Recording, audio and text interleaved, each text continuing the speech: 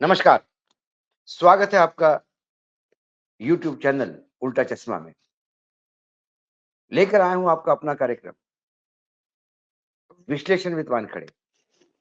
एक खबर आई कि जातीय जनगणना के बाद बिहार में जनता दल यूनाइटेड ने जेडीयू ने एक नया दांव खेला, जिससे भाजपा का हिंदुत्व की जो एक कार्ड है उसको वो ध्वस्त करना चाहते हैं।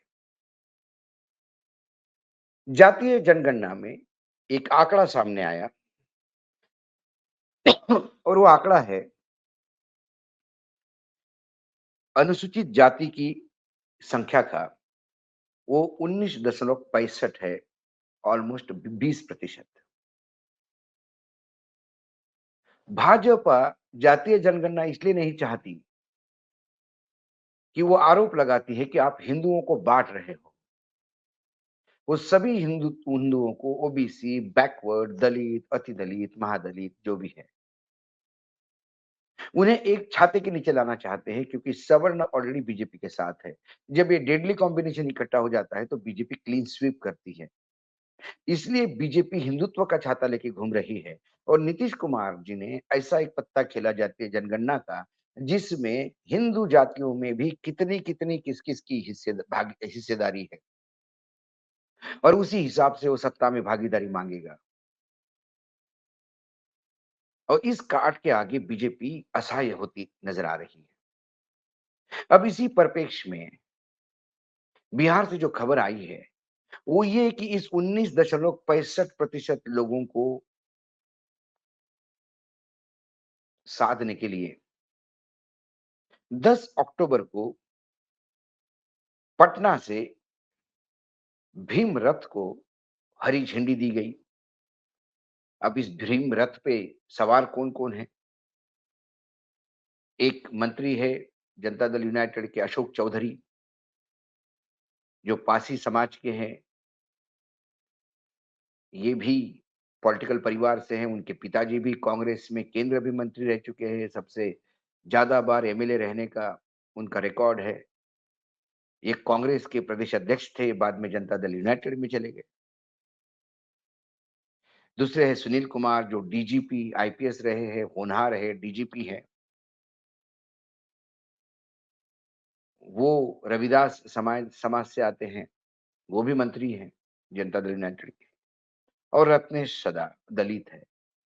ये तीनों उस रथ पे आरूढ़ है और ये अब बिहार के रास्ते पर ये रथ दौड़ेगा और इन तमाम अनुसूचित जातियों को, लोगों को साध कर 5 नवंबर को एक भीम सांसद का आयोजन पटना में किया गया है।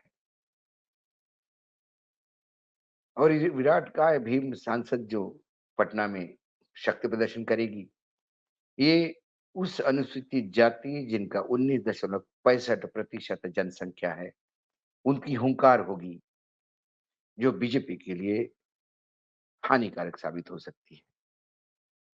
ये खबर इस मोड़ में हमारे पास आई, क्योंकि जैसे कि हम खबर को विश्लेषित करते हैं, उसके सभी पहलुओं को देखते हैं। जब प्रयास किया कि ये जनता दल यूनाइटेड का ये जो प्रयास है, तो पटना से जो लगातार कई लोगों से बातचीत करने के बाद जो निचोड़ निकला वो ये था कि सुनील कुमार हो, रत्नेश सदा हो या अशोक चौधरी हो, ये तीनों जनता दल यूनाइटेड के नेता है, लेकिन ये भीम रथ जनता दल यूनाइटेड का है कि नहीं, नहीं है, इसके बारे में कोई बोलने को तैयार नहीं था। कोई ये कन्फर्म करने को तैयार नहीं था कि ये जनता दल यूनाइटेड का मूवमेंट है भीम रथ, या ये तीनों की अपनी रणनीति है। क्या इसको नीतीश कुमार का आशीर्वाद है या नहीं, इसके बारे में चुप्पी साधे हुए हैं। भीम सांसद जो लगेगी, क्या नीतीश कुमार उसमें जाएँगे कि नहीं जाएँगे, इसके लिए कोई विश्वास दिला नहीं पा रहा है। तो फिर क्या ये भीम रथ और भीम सांसद, ये बीजेपी जनता दल यूनाइटेड से बड़ी जनता दल यूनाइटेड के अंदर की लड़ाई है? लल्लन सिंह और अशोक चौधरी ये दोनों एक दूसरे के सामने खड़े हैं और तलवारें खींच के खड़े हैं। दोनों नीतीश के करीब है, लेकिन जो लोग नीतीश को जानते हैं वो कहते हैं लल्लन सिंह के महत्वाकांक्षा को देखते हुए, उनकी बढ़ती हुई तेजस्वी की यारी को देखते हुए अशोक चौधरी का उपयोग Nitish ji check and balance के लिए करते हैं। तो क्या ये ऐसा ही केस होगा कि नीतीश कुमार ने ही पीछे से बल दिया होगा और ये भीमरथ निकला होगा? ये भीमरथ निकला और नीतीश कुमार सिर्फ पार्टी के अंदर का संघर्ष दूर से देख रहे हैं। उन्हें लगता होगा कि भले ही ये दोनों आपस में संघर्ष कर रहे हैं, लेकिन फायदा तो अल्टीमेटली पार्टी का ही होगा। इसलिए संघर्ष होने दे रहे हैं। सवाल ये है। आगे क्या होगा 5 तारीख को? जब मैंने एक पुराने नीतीश को जानकार जो है अच्छे में नीतीश के बहुत नज़दीक थे, उनने पूछा, तो उनने मुझे पूछा 5 तारीख को क्या होगा ये तो नहीं बता सकता। लेकिन 1994 में क्या हुआ, ये ज़रूर बता सकता हूँ। उससे आप सोच लो कि 5 तारीख को क्या होगा? तो मैंने कहा 1994 में ऐसा क्या हो गया? उन्होंने कहा कि तब जनता दल था और समता पार्टी बनने के पहले की बात थी। पटना में कुर्मी चेतना के नाम से बहुत बड़ी रैली का आयोजन हुआ था।